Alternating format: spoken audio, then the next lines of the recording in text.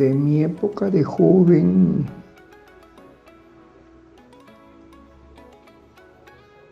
el contexto internacional con el proceso revolucionario que se daba en Cuba, la Guerra Fría, tantas situaciones que existían, nos vinculaba y nos motivaba a ser parte. Teníamos como referente el proceso cubano y eso hubo bastante influencia política y militarmente. De ahí que todo esto permitió conocer el periódico Revolución, que era el órgano informativo del Partido Comunista Marxista-Leninista, un periódico abierto de muy poca difusión por acá en Nariño, gracias a conocer un amigo que trabajó en Bogotá. Él nos hacía llegar periódicamente el periódico. Después de un proceso de militancia en células del Partido Comunista Marxista-Leninista, eso nos permitió ir conociendo lo que era su brazo armado. Eso era un proceso que se daba internamente y bastante eficiente en el sentido político. Quienes avanzábamos en la cuestión teórica ya teníamos una información que nos iba atrayendo hacia lo que era el EPL, que era el brazo armado del Partido Comunista. En la militancia y premilitancia se dieron unas situaciones que nos iban seleccionando a quienes teníamos alguna orientación política firme frente a la organización. Fue de ahí que yo me gradué en los años 1982 del colegio. Me fui a prestar mi servicio militar a la Brigada de Institutos Militares en Bogotá, por Usaquén, recuerdo, donde era el Teatro Patria. Fui policía militar. Esto me sirvió desde esa época, ya a la organización vinculado como premilitante a hacer unas tareas de inteligencia. Pero bueno, remontémonos ya graduado, ya prestado el servicio militar, me traslado a la ciudad de Pasto. Inmediatamente, teniendo unos contactos nacionales y regionales, nos desplazamos un grupo de personas militantes de una célula política del Partido Comunista Marxista-Leninista hacia el Putumayo, para ya conformar lo que se llamó el Frente Aldemar Londoño del EPL.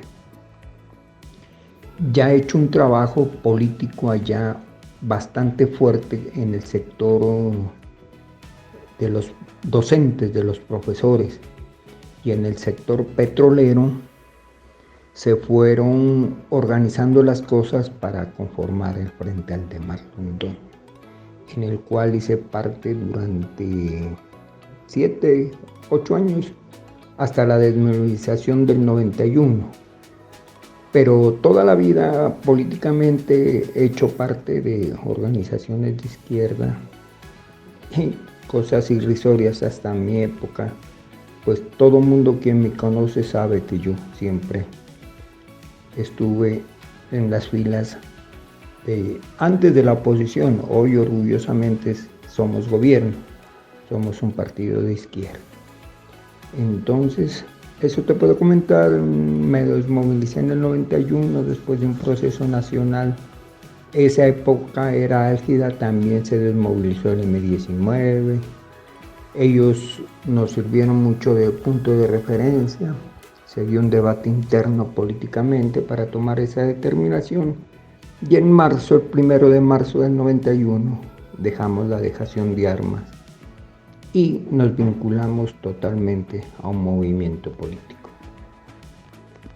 Pues si miramos la historia de Colombia y quienes hemos tratado de enfocarnos en ese concepto de por qué la violencia en Colombia, tenemos muchos puntos de referencia. Para mí, principalmente después de la persecución del Partido conservador al Partido Liberal por allá por las épocas de los 50.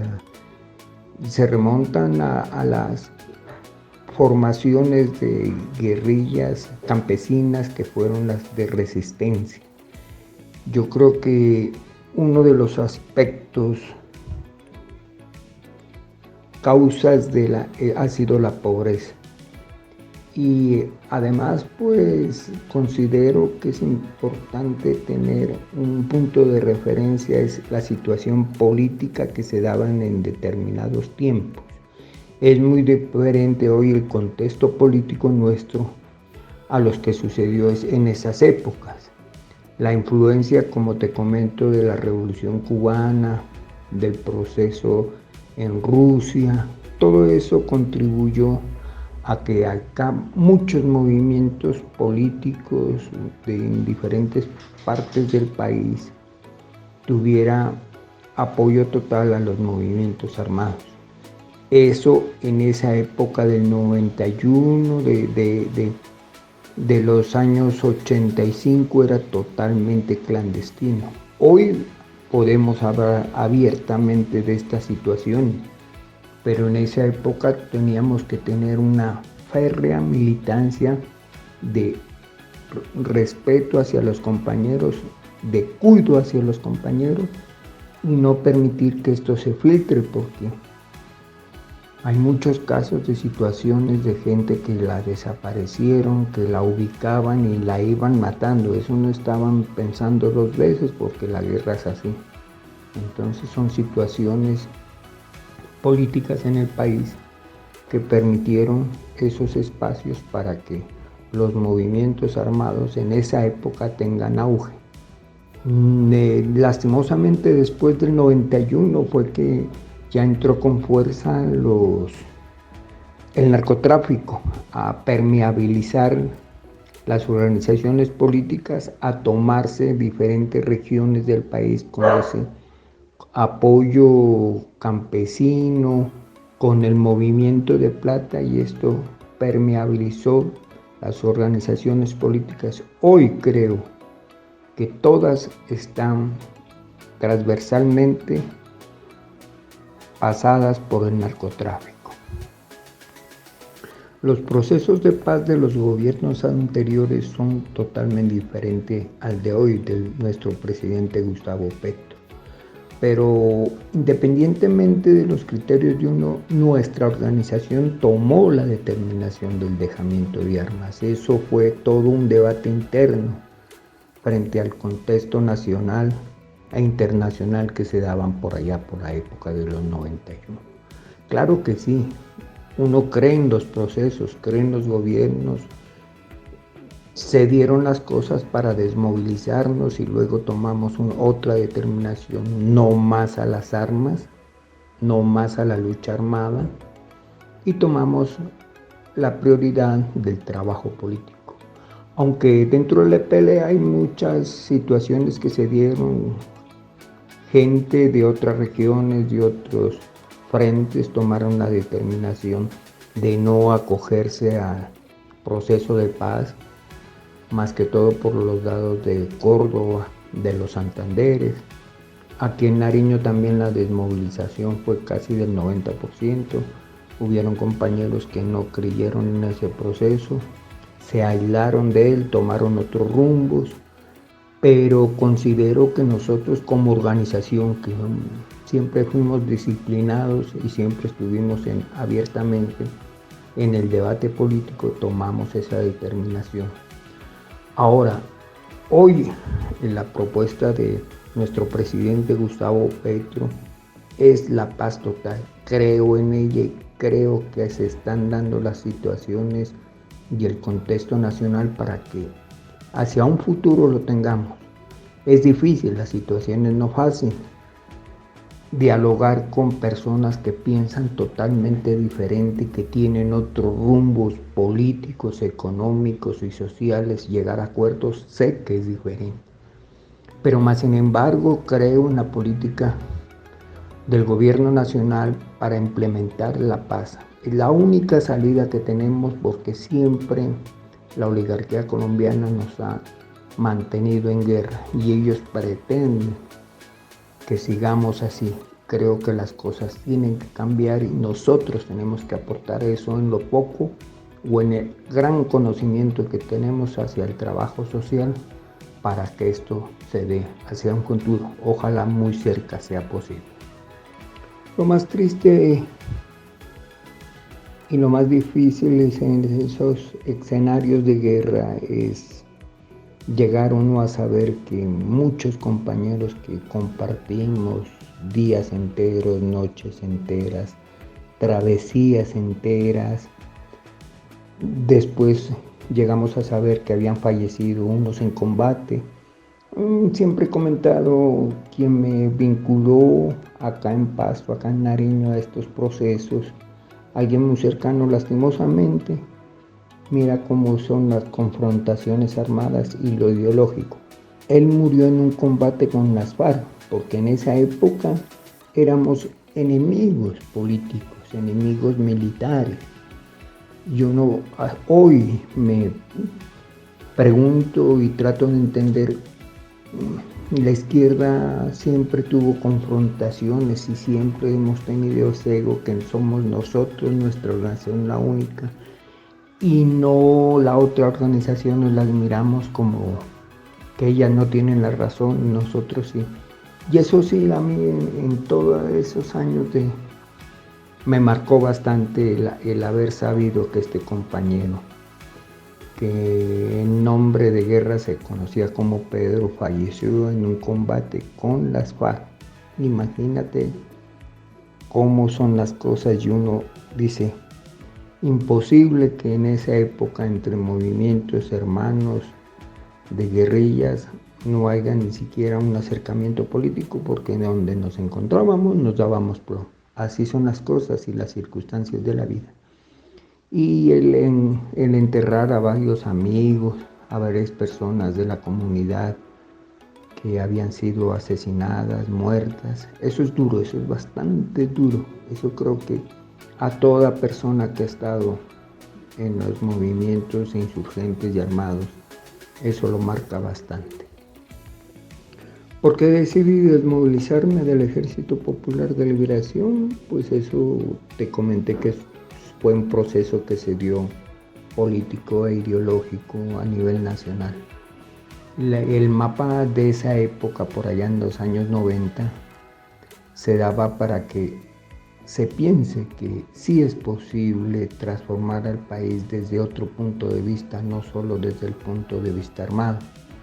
Entonces nuestra organización, vuelvo y te repito, el Partido Comunista de Colombia Marxista-Leninista, que tenía presencia a nivel nacional, éramos una fuerza política bastante consolidada, en los sectores de Antioquia bastante fuerte, en los sectores de Santander teníamos presencia nacional, tomamos esa determinación después de varias reuniones y congresos nacionales de delegados, de desmovilizarnos hacia la sociedad, el dejamiento de armas y tomar el rumbo político.